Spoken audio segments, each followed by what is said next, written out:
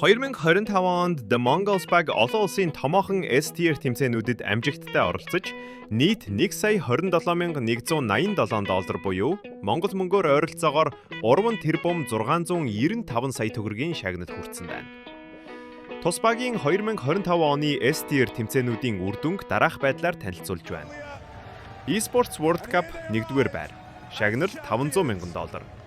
Blast Austin Major 2-р байр, шагнал $170,000. Blast Bounty 2025 Season 2 Finals 2-р байр, шагнал $68,437.